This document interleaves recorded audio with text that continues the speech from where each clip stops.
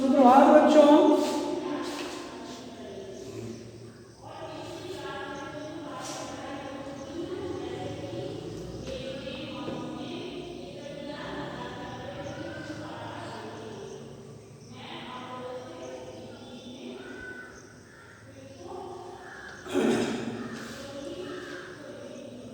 कल मैंने आपको इंटरनेट के बारे में बताया था।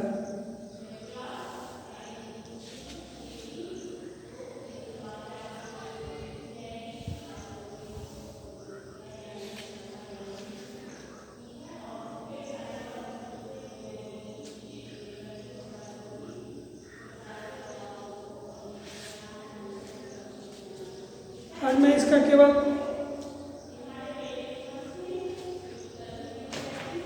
व्याकरण भाग देखता हूँ। भाषा की बात में सकर्मक और अकर्मक क्रिया जब क्रिया का प्रभाव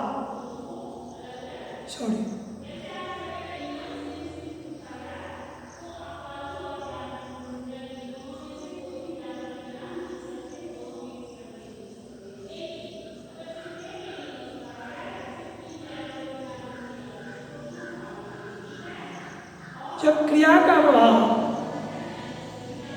कर्ता पर पड़े तो अकर्मक क्रिया, और जब क्रिया का प्रभाव कर्म पर पड़े तो सकर्मक क्रिया कहते हैं। अर्थात जिस वाक्य में क्रिया के साथ कर्म हो उसे सकर्मक, और कर्म नहीं हो उसे अकर्मक क्रिया कहते हैं। मैं रोटी खाता हूँ, इस वाक्य में मैं हुआ कर्ता, रोटी हो गया कर्म, खाता हो गया क्रिया। इसमें कर्म है इसलिए सकर्मक क्रिया। रंजन सो रहा है, रंजन करता है, सोना हो गया क्रिया, कर्म है कहाँ इसमें, इसलिए यह अकर्मक क्रिया है। ठीक है ना? हाँ, जिसमें कर्म नहीं हो कर्म क्रिया। क्रिया के मूल रूप को धातु कहते हैं, ये भी मैं पढ़ाया हुआ हूँ। पढ़ना, तो पढ़ना में पढ़ मूल धातु है, पढ़ेगा में पढ़ मूल धातु है, पढ़ेंगे में मूल धातु है पढ़, खाना में खा मूल धातु है, खाता में खा मूल धातु है, खा रहा है इसमें खा मूल धातु है, खाएगा इसमें खा मूल धातु है।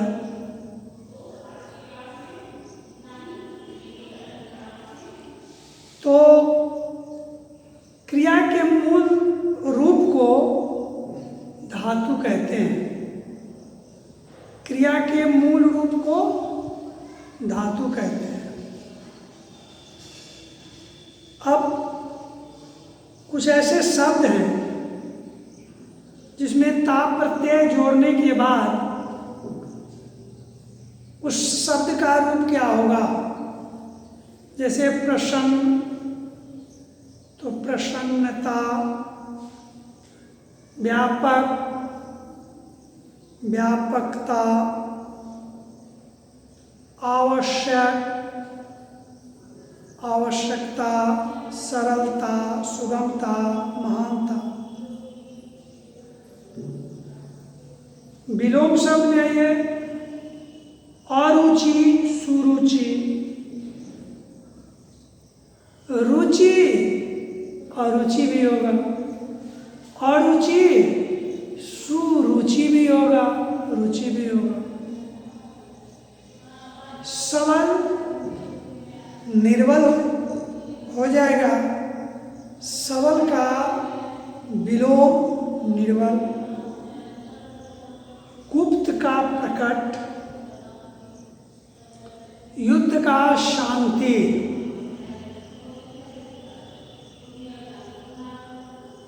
आदान प्रदान, अर्थ अनर्थ, किसी से लेना आदान होता है, किसी को देना प्रदान होता है। तो जहाँ लेन देन की क्रिया होती है ना, उसे आदान प्रदान कहते हैं। लेकिन सिर्फ लेना आदान, सिर्फ देना प्रदान होता है। तीव्र का मंद होता है, तीव्र का मंद होता है, पक्ष का विपक्ष होता है। अब अनेक शब्दों के बदले में एक ही शब्द लिखना है, तो जो विज्ञान जानता है, वैज्ञानिक, जो मार्ग दिखलाने का काम करता है, मार्गदर्शक,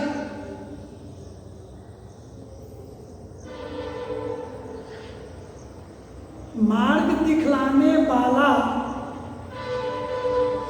मार्गदर्शक,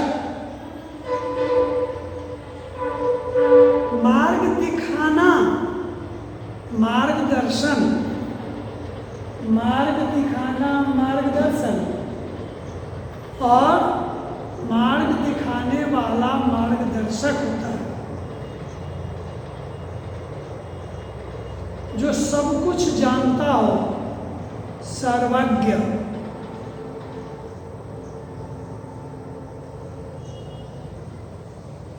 जो सब कुछ जानता हो उसे सर्वज्ञ कहते हैं।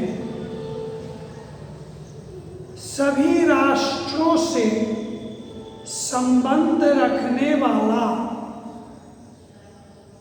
अंतरराष्ट्रीय, अंतरराष्ट्रीय, सभी राष्ट्रों से संबंध रखने वाला अंतरराष्ट्रीय,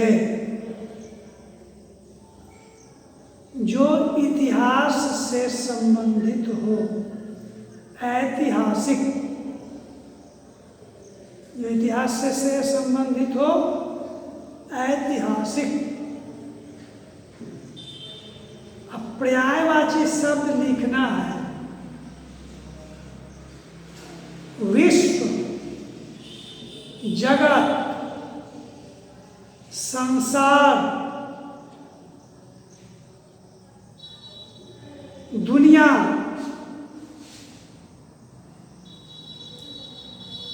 तो तीन ही लिखना है।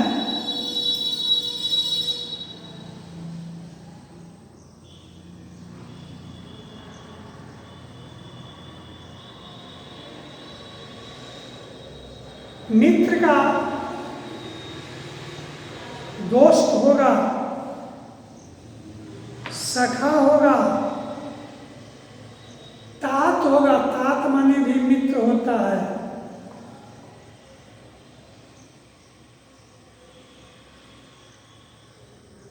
प्रिय का मतलब भी मित्र होता है। प्रिय का मतलब मित्र होता है। नीत का मतलब भी मित्र होता है। भय का डर, आतंक, विभीषिका, भीति, ये सब होता है डर। युद्ध का, संग्राम, समर, रण, ये सब हो गया।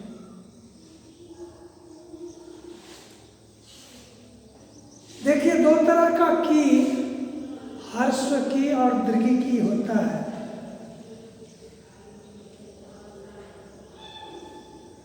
तो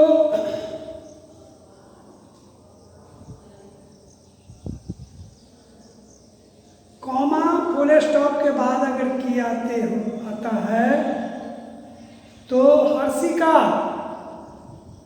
और बीच में अगर कहीं पर की आता है तो दीर्घिका।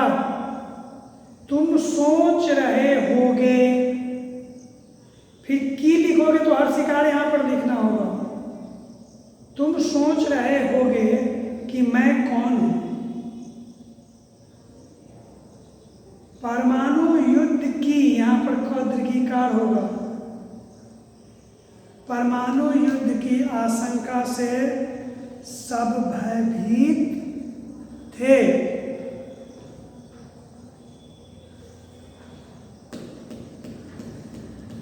यहाँ क दीर्घिकार होगा। बात यह है के बाद की हर्षिकार होगा। है हो जाती थे आगे के कॉमा फुल स्टॉप के बाद की होगा हर्षिकार। बात यह है कि हर्षिकार होगा। मैं सबका मित्र हूं।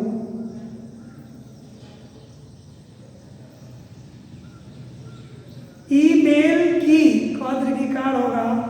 सुविधा मेरा सबसे सबल पक्ष है। तो लोग तो पूछता है कि की ही तो है, हर्षिकार या दीर्घिकार लिख देंगे तो ठीक ही हो जाएगा। लेकिन यह सोच आपका गलत है। आखिर ठीक ही हो जाता तो निर्माण करने वाला दीर्घी और हर्षी दो तरह के ई का निर्माण क्यों करते, जब एक ही से हमारा काम चल जा रहा था। ऐसा नहीं होता है, इसलिए तो हिंदी भारी है कि नहीं।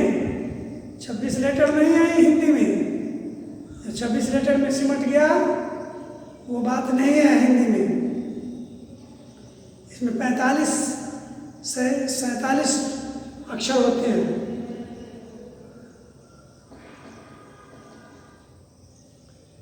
नीचे दिए वाक्यों में उचित सर्वनाम अथवा क्रिया शब्दों का सही रूप में प्रयोग करके वाक्य पूरा करिए।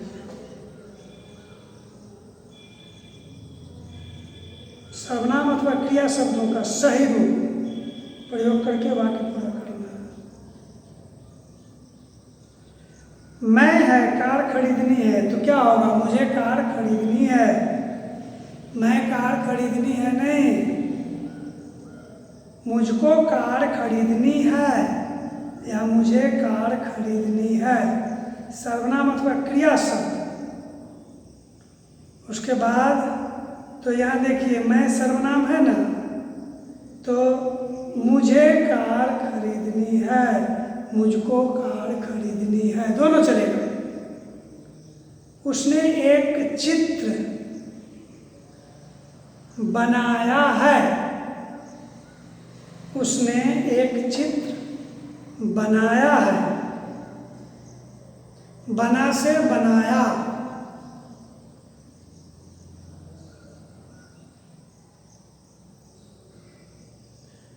उसे कल से बीमार है, नहीं गलत है। उसे के जगह पर हो जाएगा वह, जो सर्वनाम है। तो उपयुक्त सर्वनाम यहाँ पर उसे नहीं होगा, यहाँ पर वह होगा। वह कल से बीमार है। उसके बाद आपसे कह दूं कि मुझे पुस्तक खो गई, मुझे पुस्तक खो गई, मेरी पुस्तक खो गई। पुस्तक स्त्रीलिंग होता है, इसलिए मेरा नहीं होगा। पुस्तक स्त्रीलिंग है, इसलिए मेरी पुस्तक खो गई। यहाँ पर मुझे नहीं होकर मेरी होगा।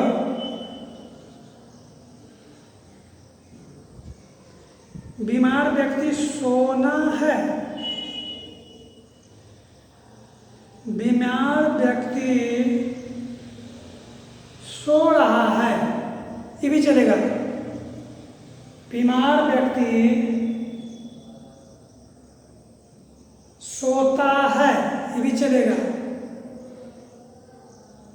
बीमार व्यक्ति सो चुका है, ये भी चलेगा। है जब ये है प्रेजेंट का कोई भी रूप चलेगा, लेकिन समय सूचक वाला जो है सो नहीं चलेगा। बीमार व्यक्ति सोता है, बीमार व्यक्ति सो रहा है, बीमार व्यक्ति सो चुका है।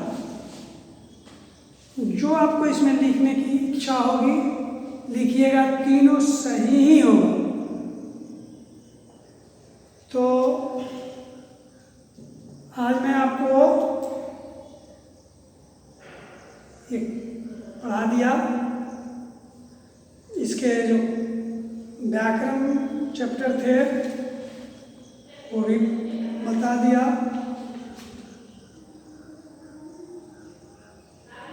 अब 10वां पाठ कल आपके बीच में आएगा।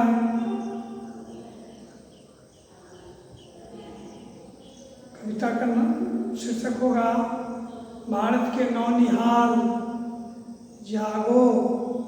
नौनिहाल का मतलब होता है छोटे छोटे बच्चे। तो कल इसके संदर्भ में मैं पढ़ाऊंगा। आज लगभग आज की पढ़ाई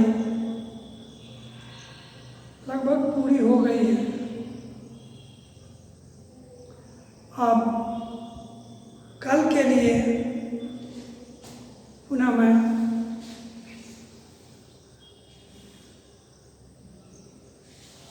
कल के लिए तैयारी करके आप लोग आइएगा और कल ये कहानी एक कविता पढ़ाई जाएगी। विशेष अगले कल फिर आपसे मुलाकात होगी विशेष रूप से। तब तक के लिए मैं आपसे विदा लेता हूँ और एक आशा करता हूँ, और इस संदर्भ में मैं बार बार कहता भी हूँ कि अभी कोरोना काल चल रहा है। ये वैश्विक महामारी है, छुआछूत की बीमारी है ये, इसलिए इससे बचना बहुत ज़रूरी है। दूसरे की रक्षा, स्वयं रक्षित होकर के दूसरे की रक्षा किया जा सकता है। ये ऐसी बीमारी है, अगर आपको हो जाता है तो आपके माध्यम से बहुत से लोगों को हो सकता है। इसलिए हर व्यक्ति का दायित्व बनता है कि मैं अपने आप को सुरक्षित रहूं, जो मेरे द्वारा यह बीमारी किसी अन्य में न फैले। इसलिए आप लोग को सचेत रहने की आवश्यकता है, सोशल डिस्टेंसिंग की आवश्यकता है। कहीं भोज वोज खाने नहीं जाइएगा, जिंदगी बचेगा तो बहुत खाइएगा। अभी जो है कहीं गैदरिंग में नहीं फंसिएगा, और कोशिश कीजिएगा कहीं भोज भात में भी नहीं जाएं तो ज़्यादा अच्छा होगा, क्योंकि सतर्कता गई और दुर्घटना हुई। इसलिए आप स्वस्थ रहिए, निरोग रहिए और नियमों का पालन कीजिए। इसी में आपकी भलाई है, पूरे संसार की भलाई है। जय हिंद।